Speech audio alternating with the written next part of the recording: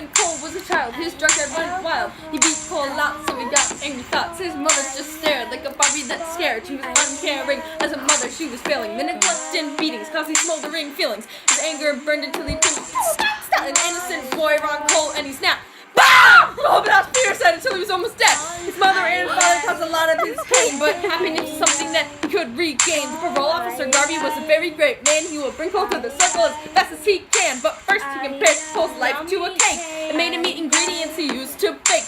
Finally, social justice agreed to let Cole go on the island where his anger could be freed. Edwin built a cabin on the island. Cole will go. He will live there for a year through rain, shine, and snow.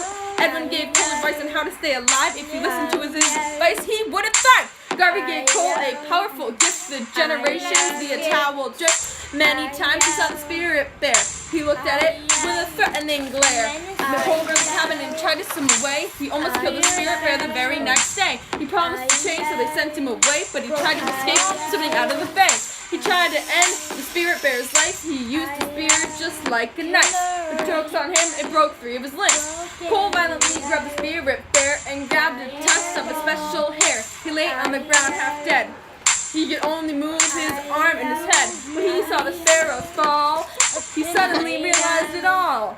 The baby sparrows didn't deserve to die. They were too young to even know how to fly. At first he wanted to survive. He ate mice and grass in order to thrive. But then he experienced beauty and trust, which made it okay to leave his life in the dust. He was almost dead when a shadow loomed over his head. Garvey Ed in the back. They brought him to Rosie faster than you could say Tollywhack! Although what Cole did was not okay, they believed her good sister was sent him away.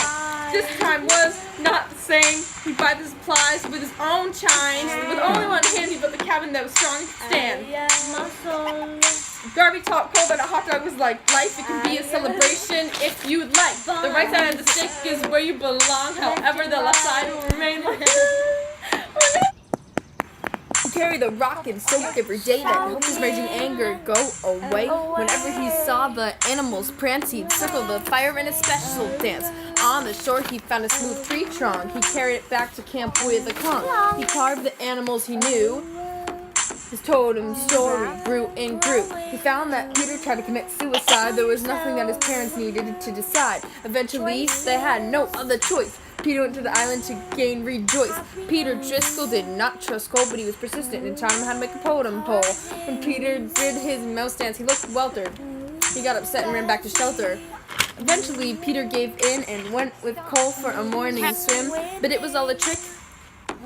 He hurt Cole with a sharp kick. Many thought he was an uncultured swine, but he turned out to be just fine. Cole found his place in the circle of life, and he turned out to be quite bright. In the end, Cole's anger mostly went away. Ready?